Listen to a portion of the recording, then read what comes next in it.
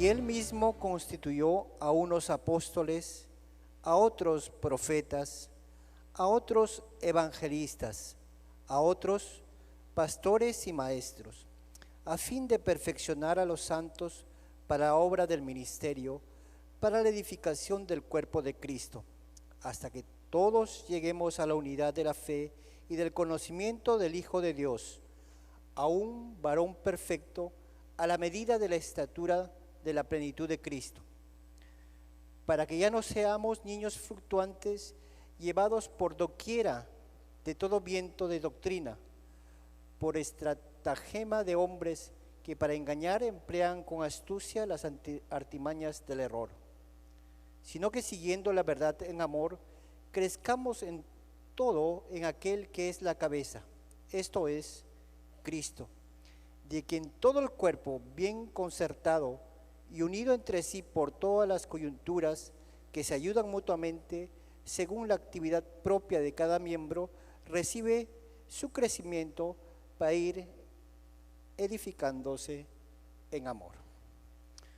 Queremos presentar a el pastor de nuestra iglesia, el pastor reverendo Wilson Chávez Valderrama, que tendrá a cargo la exposición de la palabra. Lo recibimos con un cariñoso aplauso.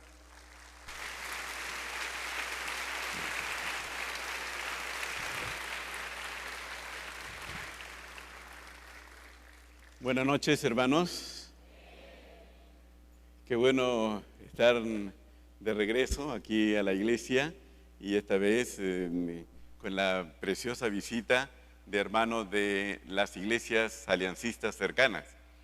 Quiero, por supuesto, agradecer vuestras oraciones durante estas últimas semanas, que el corazón me avisó que él también tiene 64 años. Así es. Bueno, estamos empezando esta semana, estos 4 días de encuentro de líderes de la Iglesia Alianza Cristiana y Misionera de Lima al Encuentro con Dios. A mí me han encargado exponer el tema del pastor y el discipulado, o el pastor discipulador. Ahora, trabajando el tema, yo me di cuenta, pensando en el tema, en el objetivo y en la presentación propiamente, que debía ampliar el título. Porque no solo es el pastor el encargado de discipular, realmente los encargados de discipular son el pastor y los líderes, es decir, ustedes con nosotros. Por eso es que he ampliado el título. Si usted quiere corregir el título, entonces puede hacerlo. No hay notas, ¿no es cierto? Pero no se hagan problema, por otro lado, porque ustedes van a recibir un material hoy al final que les dará muchísimo en cuanto a información acerca del tema que vamos a tratar hoy. Entonces, el pastor y la iglesia discipuladora. Hay una corrección al título con que fue presentado el tema en los trípticos de publicidad. El tema entonces es el pastor y la iglesia discipuladora. ¿Saben ustedes que hay iglesias que duran solo una generación? Vuelvo a repetir. Porque nosotros, siendo parte de una iglesia que tiene varias generaciones, de repente pensamos que es siempre así. No siempre es así. Hay iglesias que duran solo una generación. Estoy pensando, por ejemplo, en una de ellas. Por lo menos por 30 años, entre 20 y 30 años, fue la iglesia modelo en los Estados Unidos. Fue la iglesia referente en los Estados Unidos. Y usted tal vez piensa, bueno, seguro que esa iglesia era una iglesia pequeña. No, tenía más de 7,000 personas en la iglesia. Y ha durado solo una generación. Solo una generación. ¿No es que las iglesias deben continuar generación tras generación?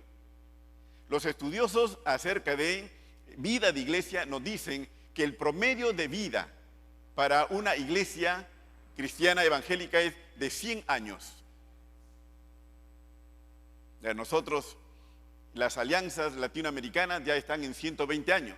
Chile, Argentina, Ecuador, nosotros estamos en los 90 años. Pero este dato, por supuesto que es un dato que debe alertarnos. ¿Por qué es que hay iglesias que duran una generación y por qué es que el promedio de duración o de vida de las iglesias es de 100 años? Porque no hay discipulado. Porque no hay discipulado. Por eso es que debemos tomar nosotros aquí, en este contexto de LED, seriamente esta tarea, esta responsabilidad. Philip Yancey, que algunos habrán leído, hay una cantidad de libros que este autor muy reconocido ha escrito, pero hay uno en particular que se titula Gracia Divina, Condena Humana, que se lo recomiendo si usted no lo ha leído. Él, que es una autoridad, o sea, no es cualquier persona, hace una crítica muy seria a su propia iglesia en los Estados Unidos. ¿Por qué? Porque él, siendo niño de la iglesia, nunca recibió a Cristo. Siendo joven en la iglesia, nunca recibió a Cristo. Recién conoció a Cristo cuando fue adulto, pero estuvo todo el tiempo en la iglesia. Y él dice, la razón de esto es que la iglesia no discipulaba. La iglesia no tomó en serio la responsabilidad de discipular. Entonces se convirtió en una iglesia decadente. Permítame, usted puede ir viendo el PowerPoint, porque las cosas que les voy diciendo ustedes pueden encontrarlas ahí también. Hans Küng es un teólogo de primera línea, apreciado por protestantes, evangélicos y católicos. Hans Küng. Él hace una pregunta terrible para todos los que somos parte de la iglesia y en particular los que somos líderes en la iglesia del Señor. La pregunta que Hans Küng hace es la siguiente: ¿ha perdido la iglesia su alma? ¿Ha perdido la iglesia su alma? Y él hace esta pregunta en razón de algo esencial. La iglesia ha dejado de ser lo que debe de ser. La iglesia no ha permanecido en lo que Cristo quiere que sea. Y por eso pregunta, ¿ha perdido la iglesia su alma? Por supuesto que nosotros tenemos que recoger esta pregunta. ¿Por qué? Porque si la iglesia no es lo que debe ser, la iglesia no podrá hacer lo que tiene que hacer. Permítame repetir. Si la iglesia no es lo que debe ser, la iglesia no podrá hacer lo que tiene que hacer. Y si la iglesia no hace lo que tiene que hacer, nadie lo va a hacer. Porque la iglesia es la única que porta el mensaje salvador y transformador. No hay nadie más que tenga el mensaje de Cristo. Por eso, insisto, es sumamente importante que tomemos con seriedad esta tarea del discipulado. Estamos en los 40 años en LED y nosotros debemos estar muy preocupados por la formación espiritual de nuestros hermanos, de los creyentes, de los discípulos. Nosotros los pastores, nosotros los líderes. Cuando digo nosotros los pastores, realmente no solo me estoy refiriendo a los pastores oficiales, sino a todos los que cumplimos un rol pastoral. ¿Cuántos tutores de células, por ejemplo, de las distintas iglesias hay acá? ¿Se da cuenta? Somos pastores. Tenemos 5, tenemos 6, tenemos 4, que nosotros cuidamos, cumplimos una responsabilidad pastoral. Ahora, tenemos que formarlos espiritualmente. Y escuche con atención. La formación espiritual de un creyente, esencial en el discipulado, ¿no es cierto?, no es tarea simple. ¿Por qué? Porque la formación de un creyente tiene que ver con la formación del corazón. Y usted sabe, no hay nada más rebelde, más difícil de formar que el corazón humano. Mire lo que dice Dallas Willard. Dallas Willard dice: el espíritu humano presenta una dimensión oculta y desconocida para el mismo hombre. ¿Escuchó? El corazón humano presenta una dimensión oculta y desconocida para el mismo hombre. ¿Cómo trabajamos entonces en ese corazón? Él dice algo más. Dice: el corazón del hombre es complejo, sutil, taimado, es decir, astuto, sabe esconderse. Si el corazón humano es así, ¿cómo vamos a trabajar para lograr un buen resultado? Segunda aclaración. La tarea del discipulado, entonces, siendo el corazón humano como es, no puede ser una tarea solamente nuestra. Tiene que ser una tarea en el Espíritu de Dios. Es todo un tema que será tratado uno de estos días. Uno de los expositores va a presentar ese tema. Lo que yo quisiera decir entonces es lo siguiente, queridos pastores, queridos hermanos líderes. Si tenemos que trabajar con el corazón humano, que es tan difícil, y tenemos que trabajar en dependencia del Espíritu, eso nos debe llevar a una actitud muy humilde. Porque estamos frente a una tarea, el discipulado, terriblemente exigente, tremendamente exigente. Estamos obligados a entender lo espiritual.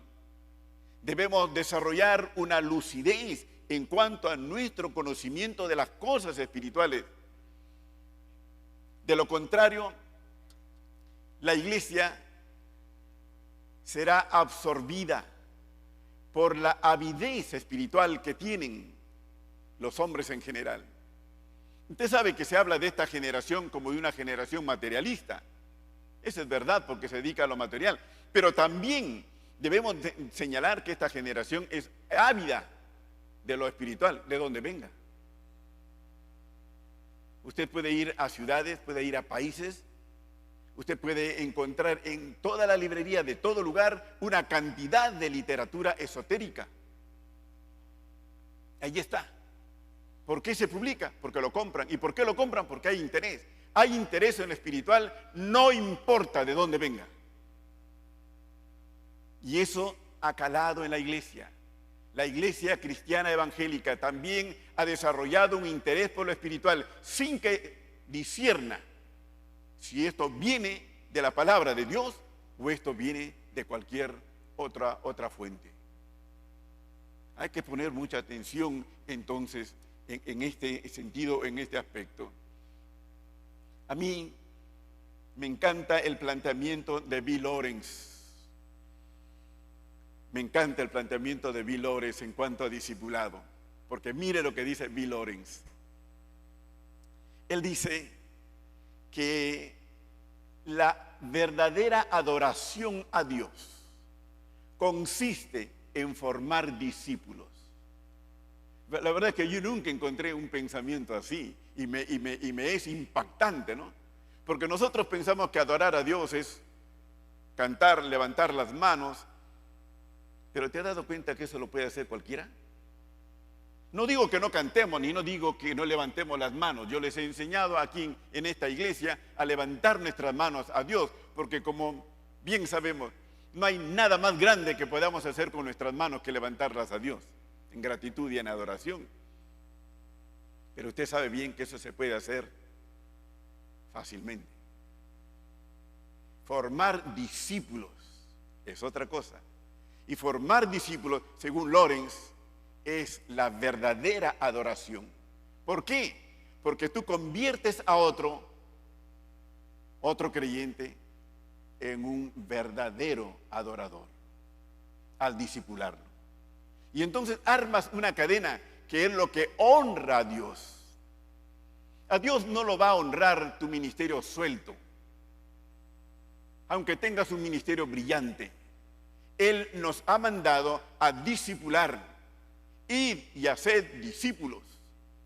Y por lo tanto, la verdadera adoración la que brota de una verdadera fe, la que brota de una verdadera palabra de Dios, tiene que incluir la formación de discípulos.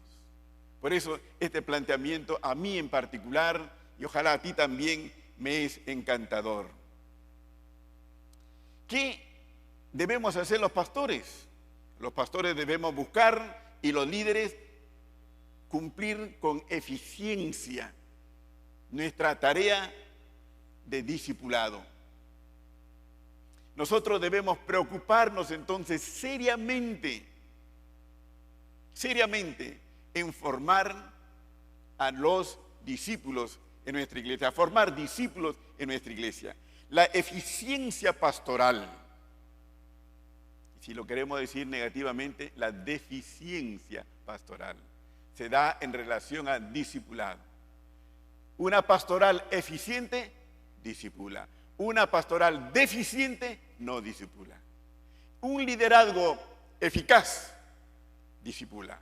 Un liderazgo no eficaz, no discipula.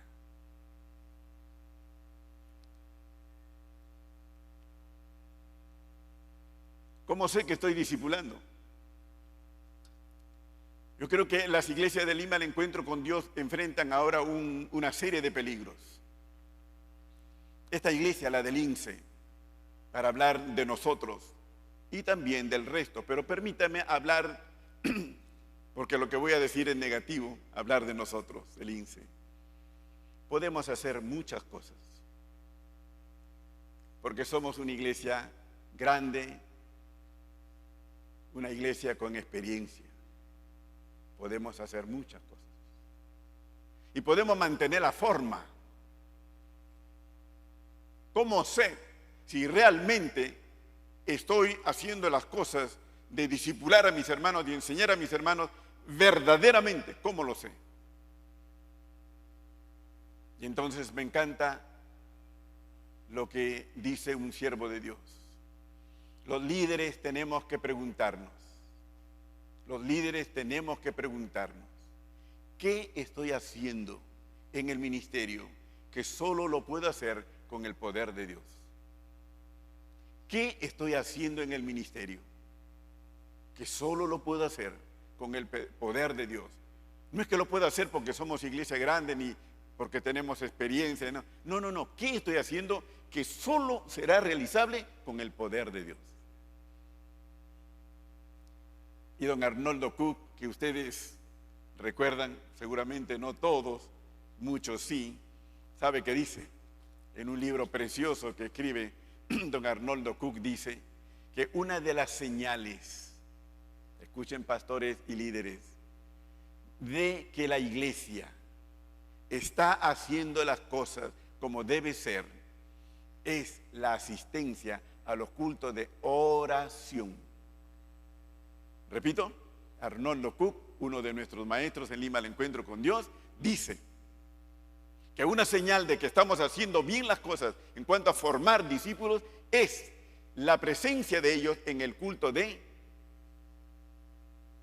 oración, no adoración dominical, sino oración. Y entonces tenemos que revisar eso en nuestras iglesias. Y tenemos que revisar nuestra propia participación en los cultos de oración. El culto dominical, como solemos decir, ¿no?, a los creyentes domingueros, es como ir a cualquier servicio religioso. Pero tu participación en el culto de oración, donde vienes y derramas tu alma delante de Dios por ti, tus necesidades y por la de tus hermanos y este mundo, esa es otra cosa. Esa es otra cosa. Vamos a ver a continuación 3 aspectos del discipulado que debemos trabajar con seriedad. Es decir, ¿en qué consiste realmente el discipulado? ¿Qué debo hacer para discipular de verdad a mis hermanos?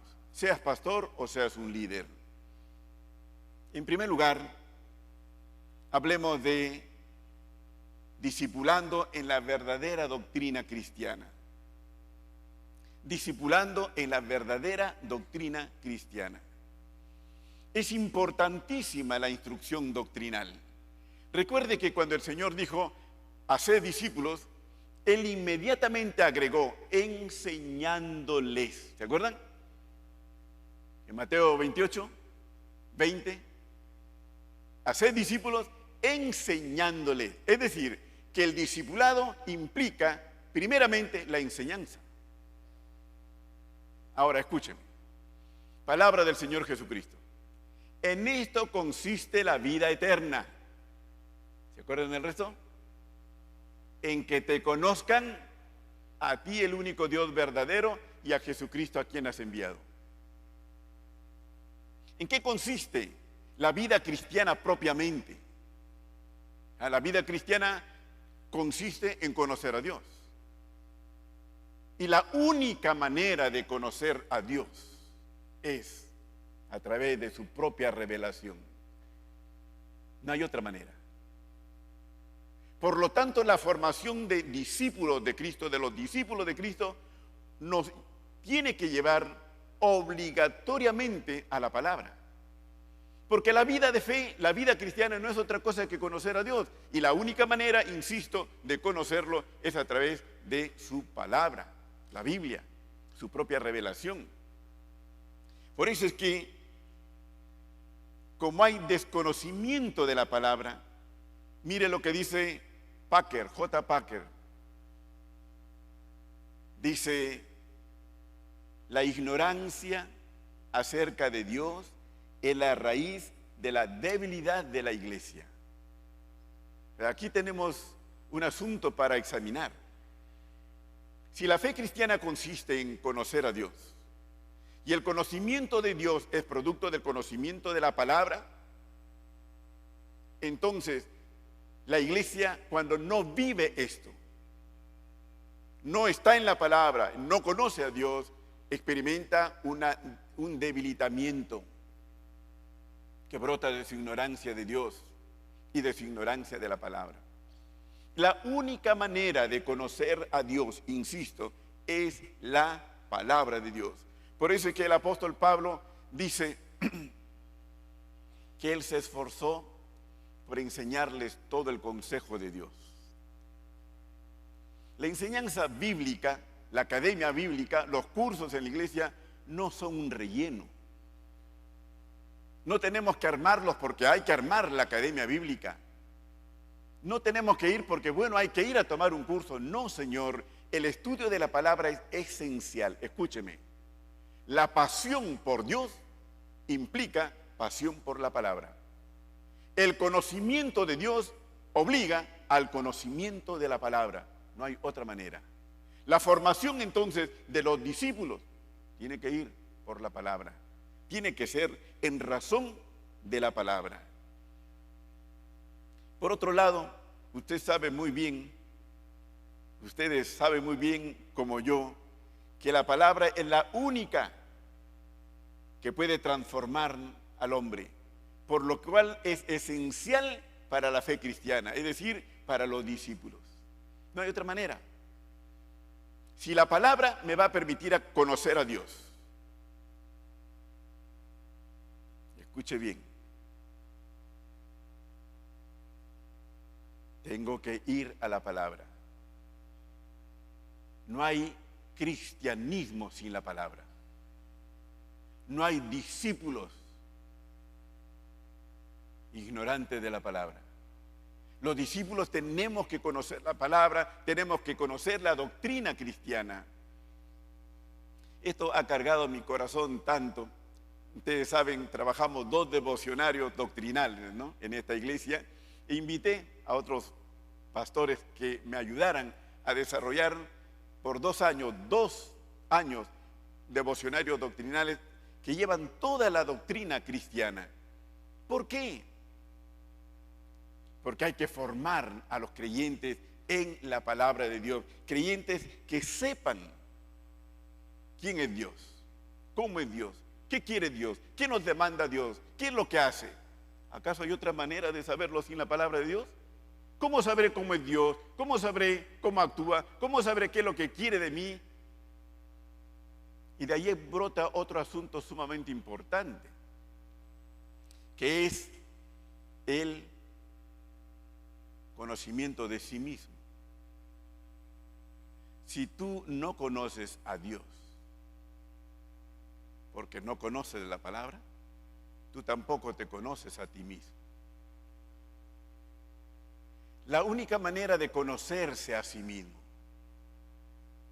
es conociendo a Dios. Usted sabe que el hombre es el gran ignorante de sí mismo, ¿no es cierto? ¿Por qué? Porque es el gran ignorante, un gran ignorante de Dios. Desconoce a Dios y se desconoce a sí mismo. Y como desconoce a Dios y se desconoce a sí mismo, no conoce al prójimo. No sabemos cómo somos. Ni siquiera sabemos cómo somos de manera personal, menos sabremos cómo son los otros. Y para eso, para romper eso, para tener luz en esto, tenemos que conocer a Dios. Y para conocer a Dios hay que ir obligadamente a la palabra de Dios. Calvino decía, es cosa evidente que el hombre nunca jamás llega al conocimiento de sí mismo. ¿Escucha? El hombre nunca jamás llega al conocimiento de sí mismo si primero no contempla el rostro de Dios. ¿Me escucha?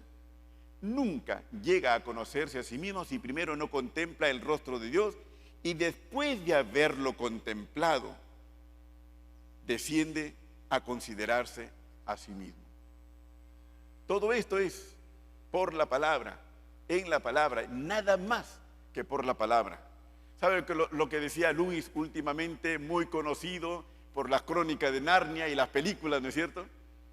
¿Sabe lo que decía C.S. Lewis? C.S. Lewis dice, la Biblia ha sido dada con un objetivo práctico. Ha sido dirigida a un animal raro, el hombre caído. Y la Biblia ha sido dada, la revelación de Dios ha sido dada para responder a nuestras necesidades. No ha sido dada para el conocimiento curioso y, filosófico, intelectual, no.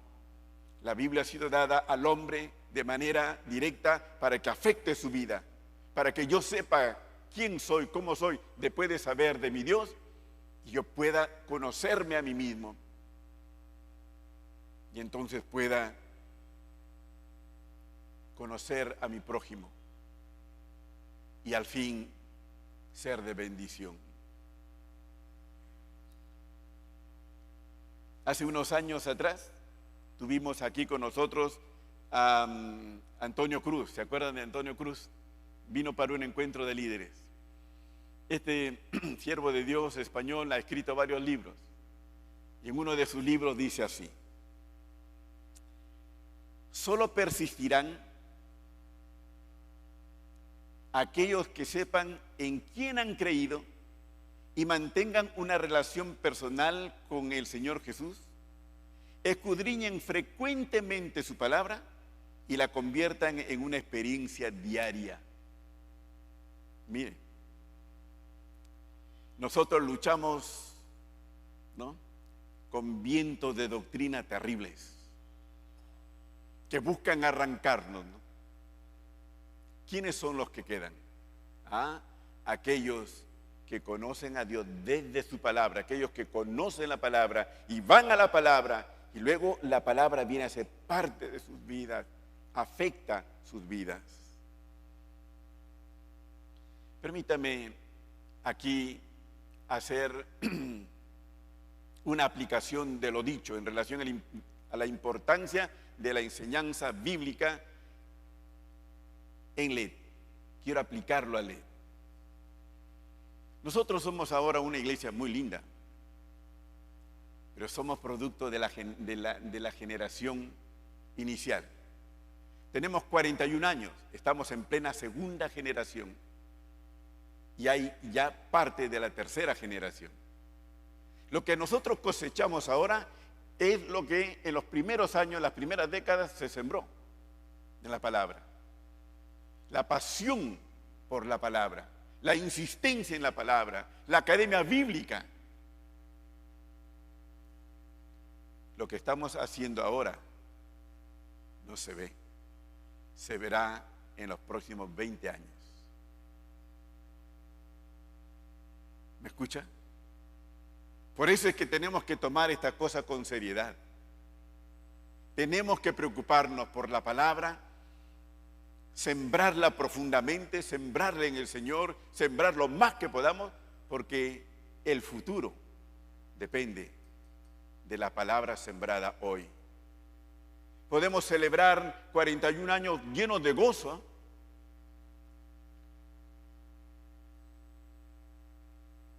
pero la siguiente generación celebrará igual. Eso no depende de ellos, depende de nosotros, porque nosotros hacemos la siguiente generación, como ellos harán la que viene, la que venga. Entonces, permítame un llamado. En esta inundación de doctrinas, ¿no es cierto?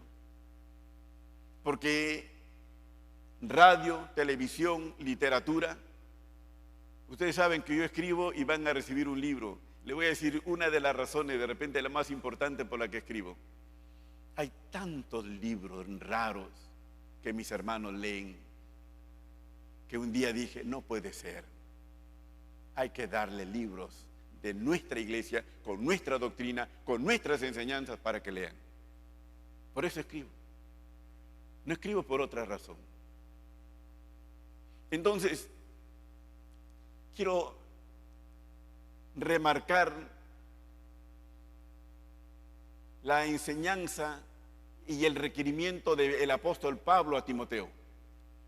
Cuando el apóstol Pablo, ya viejo, habla a Timoteo, que era la nueva generación, la que él había formado y debían tomar la posta, y el apóstol Pablo le escribe a Timoteo, escuche lo que le escribe. Le dice, Timoteo, mantén la doctrina que te he enseñado.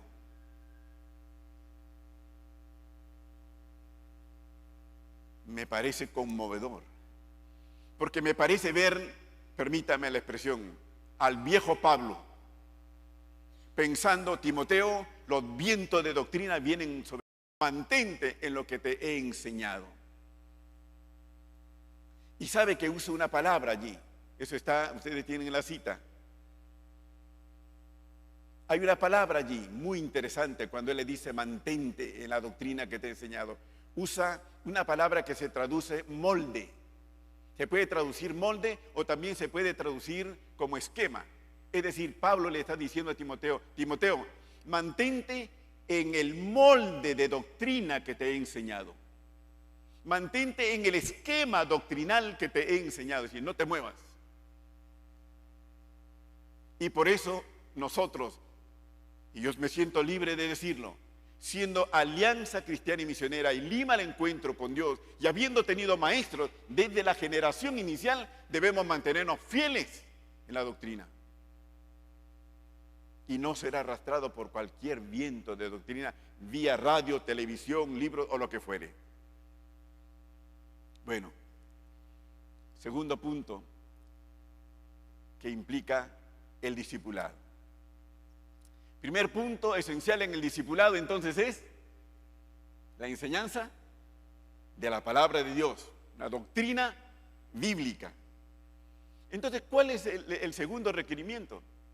El segundo requerimiento es que el discípulo adquiera el carácter de Cristo.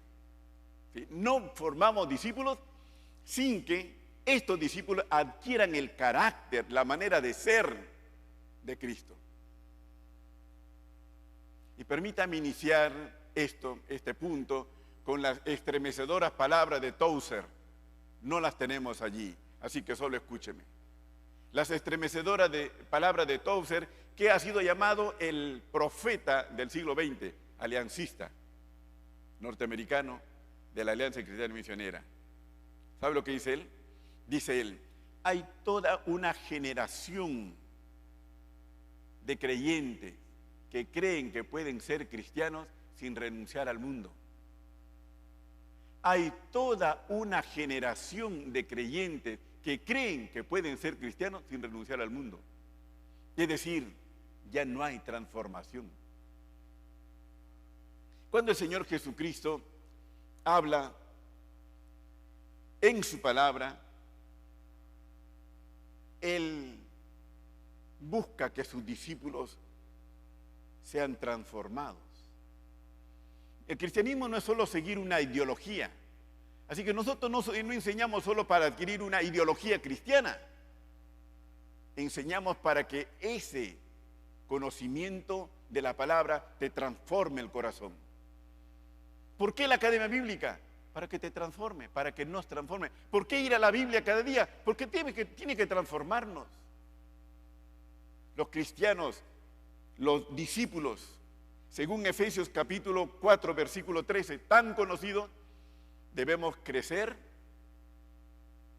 a la medida de la estatura, de la plenitud de Cristo. Ustedes lo saben.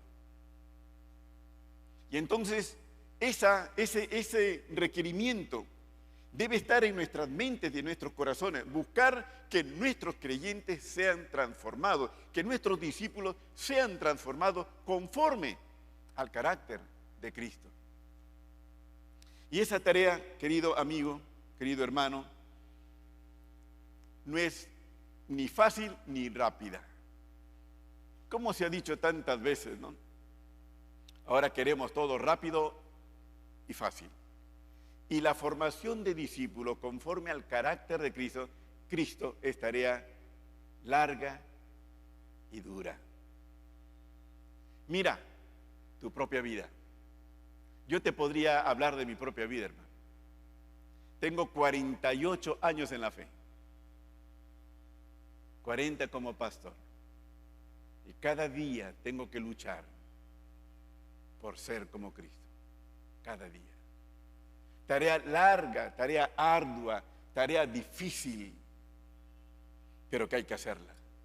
Como dice el apóstol Pablo, Gálatas 4:19, que todos nosotros debemos tener en nuestras mentes. Hijitos míos, dice, ¿lo recuerda? ¿Por quienes sufro? Dolores de parto, hasta que Cristo sea formado en vosotros. Ahí está hablando de un proceso que a él como discipulador lo hace sufrir. Y mire el término, o mire la ilustración que usa, dolores de parto, para que Cristo sea formado, es decir, esos creyentes, esos hermanos vayan pareciéndose más y más y más a Cristo. Y ese es un proceso. No te decepciones cuando ves que tu discípulo demora, porque tú también vas demorando. Hemos cantado un himno lindo, pero yo lo cambié al cantarlo, porque dice, el cántico dice, me salvó, correcto, me transformó. Allí no me parece. Por eso yo canté diciendo, me estás transformando, porque esa es la verdad, ¿no es cierto? Que me transformó implica, ya lo acabó. Y no, la santificación es un proceso. La santificación experimental es un proceso. Cada día cambiamos, cada día cambiamos, cada día debemos cambiar, ¿no es cierto? En un proceso largo que debe llevarnos toda la vida, toda la vida. Cuidémonos de los planteamientos ahora, de los atajos, ¿no es cierto? Vas a una reunión y sales enteramente santificado. No existe eso. Ven, voy a orar por ti y quedas enteramente santificado y perfeccionado. Eso no existe. Ven, vive esta experiencia y vas a quedar enteramente santificado. Eso no existe. Hijitos míos, por quienes sufro como dolores de parto, hasta que Cristo sea formado en vosotros.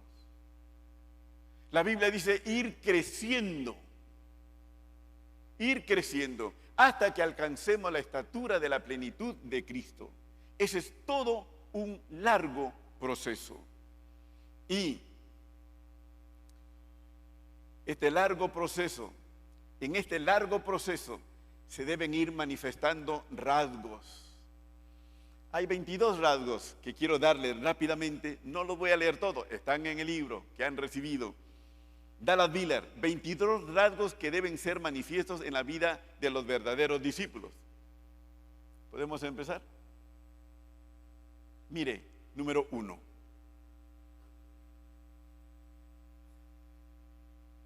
Amor verdadero. ¿Por qué? Esto significa no ego. O nos domina el ego, o aprendemos a amar. El amor debe ser manifiesto. Aborrecimiento del mal, es decir, conciencia de pecado. Saber lo que es el pecado. No vivirlo, no envolvernos en él sin saber que es pecado. Adhesión a lo bueno, es decir, amar las cosas buenas. Dedicación los unos a los otros en un amor como el de los círculos familiares. Comunión, la iglesia unida, la iglesia que se ama, que se cuida entre sí. Y así, 22 puntos que usted lo puede leer en el libro. No vamos a seguir, usted lo puede leer en el libro. Permítame aplicar este segundo punto de transformación a LED otra vez. Y les ruego que reflexionen conmigo. Yo soy un pastor LED. Toda mi experiencia pastoral es LED. Este LED que nos ha desbordado, porque la verdad, no hay 78 iglesias, ¿no? Yo no las conozco, ni siquiera la mitad. Ya nos reunimos los pastores, un montón de pastores, y eso nos pasa a todos, ¿eh? Ya no nos conocemos. Hemos crecido un montón. Ahora escúcheme. Lo que tenemos ahora, lo dije cuando hablé de doctrina, pero igualito debo hablar acerca de transformación conforme al carácter de Cristo. Lo que tenemos ahora es lo que nuestros maestros de la primera generación hicieron. Ellos nos enseñaron. Ellos oraron, clamaron, sufrieron como dolores de parto para que Cristo vaya formándose en nosotros. Ahora nosotros, a los 41 años, tenemos que formar a la siguiente generación. Y nuestra tarea es más dura, ¿sabe por qué? Porque nos toca trabajar con una segunda y hasta tercera generación. Y eso es realmente demandante. Ustedes saben el dicho, ¿no es cierto? El dicho, el abuelo forma la empresa. Los hijos mantienen la empresa. Los nietos la venden. ¿Quiere aplicar eso a la iglesia? ¿Ya?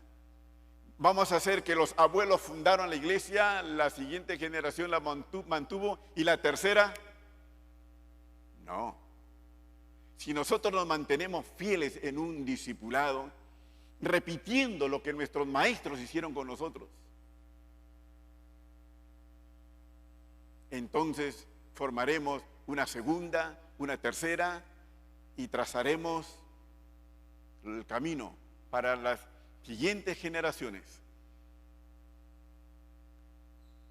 con hombres y mujeres, con discípulos transformados conforme al carácter de Cristo.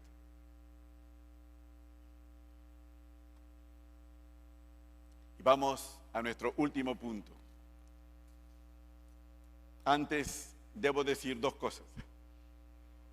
Me han dado una hora, así que así me han dicho, tienen que aguantarme una hora. Yo usualmente predico 35 minutos, pero me han dicho que ahora debe ser una hora, así que preparé cosas para una hora. Seguimos nomás, ¿no es cierto? Además, no hay manera de escaparnos, esto va hasta las 9. Don Alfredo Smith alguna vez dijo que para formar un líder se necesita 7 años. Mire. Un hombre, una mujer con el carácter de Cristo, formado en la palabra, 7 años. Una vez hablábamos en una mesa, varios creyentes, nos estábamos conociendo. Yo como pastor en la mesa comencé a preguntar, y entonces, ¿cuánto tiempo en la fe tienes tú? Bueno, dice, tengo 2 años. ¿Y tú cuánto tienes? Tengo 3 años, tengo 1 año. Y hasta que llegué a un hermano y le digo, ¿y usted cuántos años tiene, hermano, en la fe? 5, me dijo. Uy, le digo, pero realmente, pastor, son como 50. Y yo, que a veces no me callo, le dije, hermano, tú tienes 5 años, que podría significar 1 año, porque a veces se tiene tiempo y no se crece. Pero nunca en 5 años creces lo que debes crecer en 50 años. Para que tú crezcas como un creyente de 50 años, debes tener 50 años. Porque es un proceso. El cambio de nuestra manera, de nuestra terrible manera de ser. El cambio de nuestro ego al amor, el cambio de nuestro orgullo a la humildad, es terrible, hermano. Implica crisis terribles. Ese es todo un proceso. El cambio de nuestra incredulidad natural a la fe es lucha. Enseñamos la palabra con el fin de transformar a la gente. Tercer punto, ¿cómo se manifiesta esto? En el servicio. El discipulado tiene que incluir el servicio. Tal vez tú dices, pastor, allí no estoy de acuerdo. Espérame que te explique. Si estás de acuerdo que para formar un discípulo tienes que darle la palabra. Estás enteramente de acuerdo que el discipulado implica la transformación del creyente conforme a la imagen de Cristo. Pero ¿cómo se muestra un discípulo transformado a la imagen de Cristo? ¿Cómo se muestra? Porque ora mucho. ¿Se acuerdan del publicano y el fariseo? ¿Quién oraba más? Porque diezmamos mucho. Recuerde, ¿cuál es la muestra? La muestra es su servicio cristiano, que es más que hacer cosas. Una cosa es hacer y otra es realmente servir. 1 Corintios 13.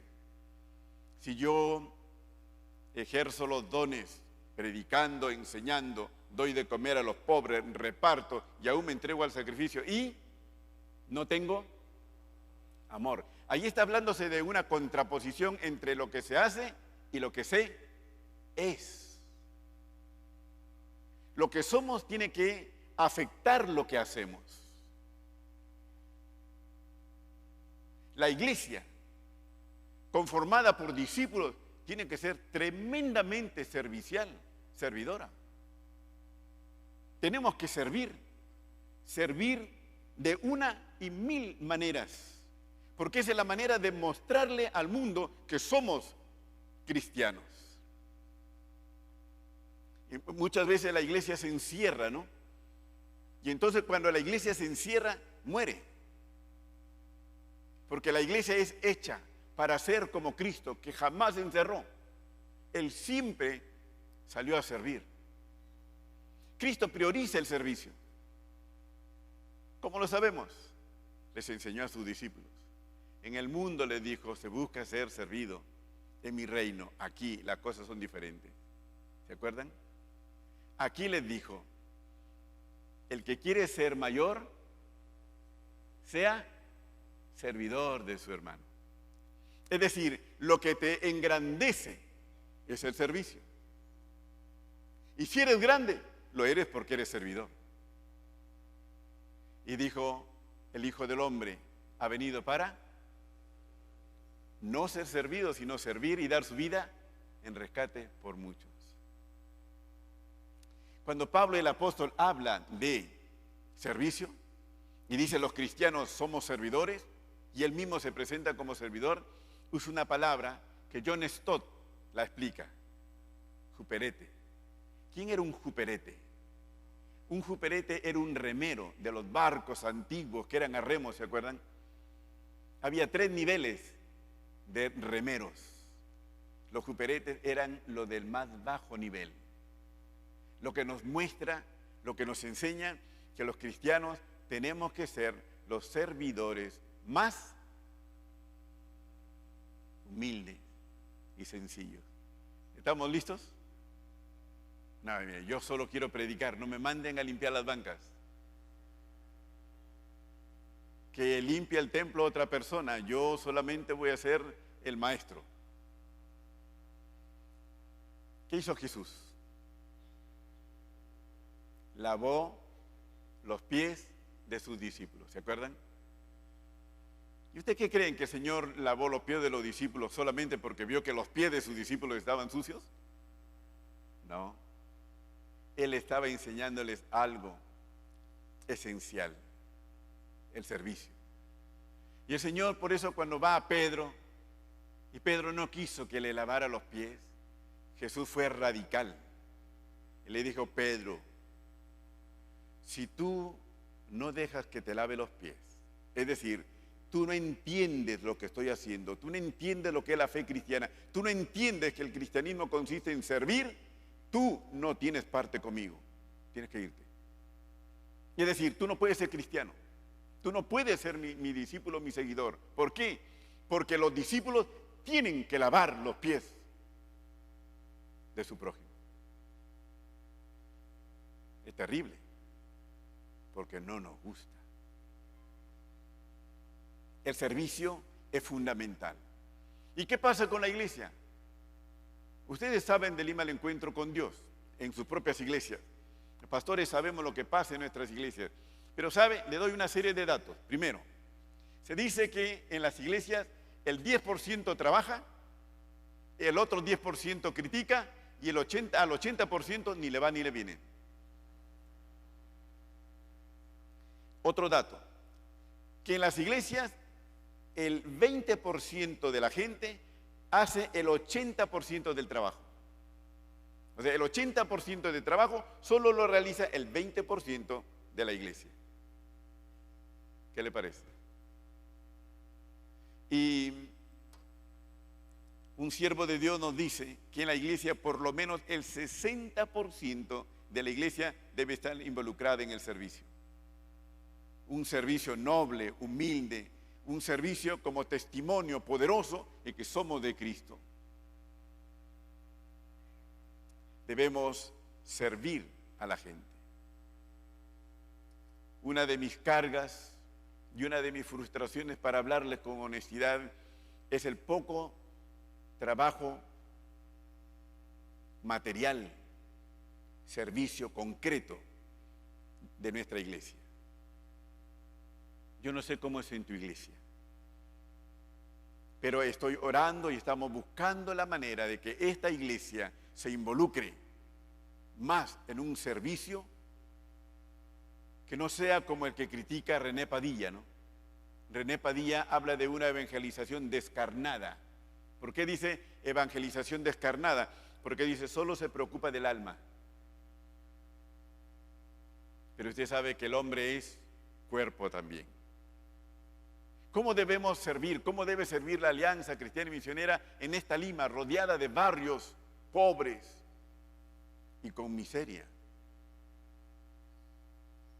Tenemos que preocuparnos, tenemos que ampliar nuestra área de servicio.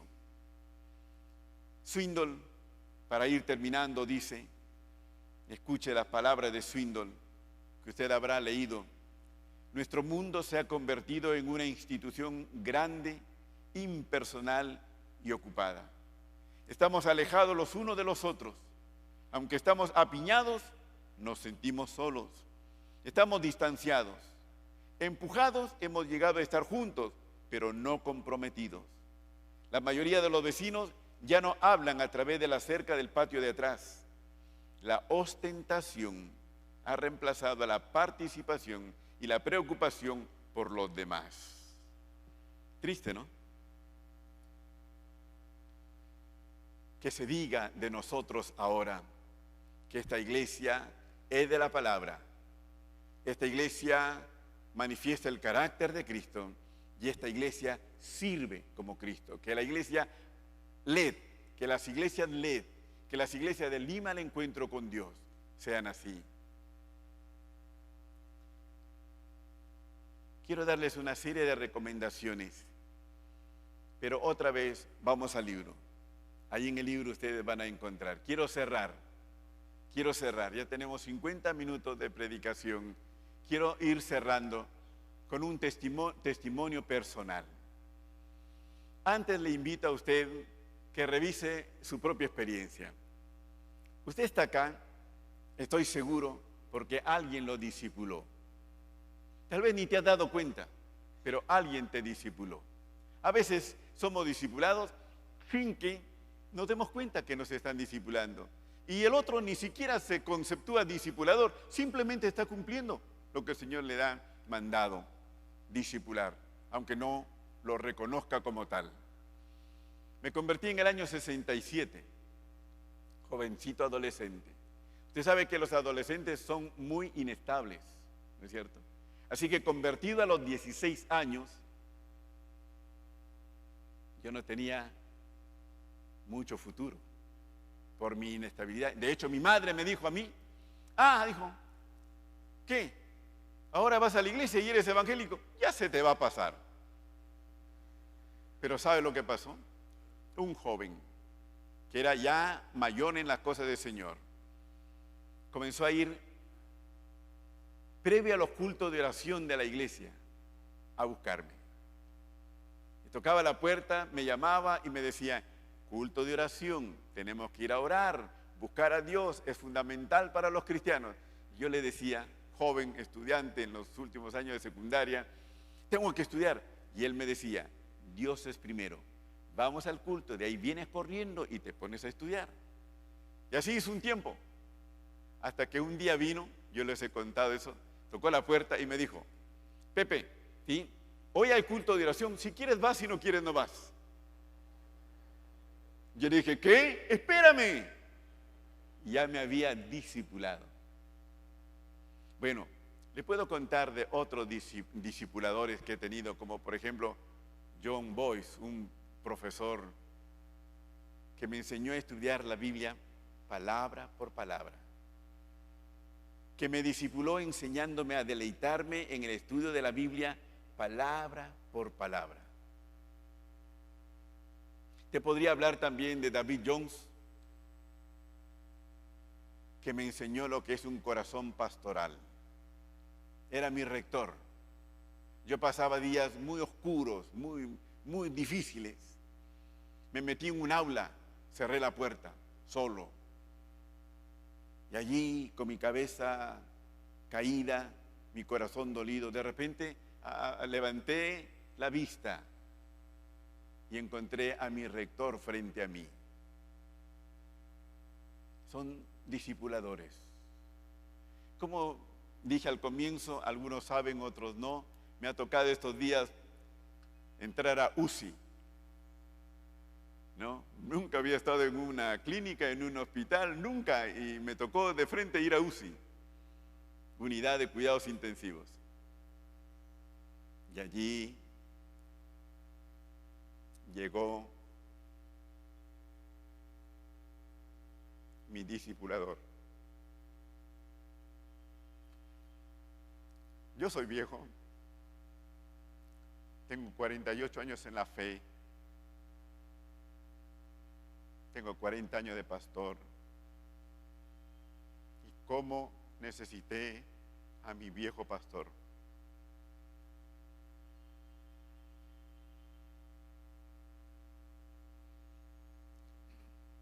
El discipulado es esencial toda la vida. Mañana me toca predicar a mis consiervos sobre el pastor discípulo. Estás acá porque te han discipulado. Discipula a otros, discipulemos a otros. Ya me habían sacado de UCI, entonces ya estaba en un piso. Y otra vez aparece mi discipulador, mi viejo discipulador. Y después me fui a la casa. Y otra vez a la casa apareció mi viejo discipulador. Es muy hermoso. Sé discipulador. Seamos discipuladores. Tal vez no lo hemos sido con ahínco, con entrega. Basta recordar que solo somos fruto de discipuladores para que nosotros también nos convirtamos en igual, discípulos, discipuladores. Amén. Amén. Vamos de esa manera a proyectar un LED, un Lima al encuentro con Dios, no solo para una generación más, sino que armaremos un molde que vaya a una tercera, una cuarta, una quinta generación. Amén. Todos orando. Si tú quieres decirle al Señor que quieres ser un discipulador, ponte de pie y ora diciéndole: Señor, conviérteme en un discípulo discipulador. De esa manera vamos terminando.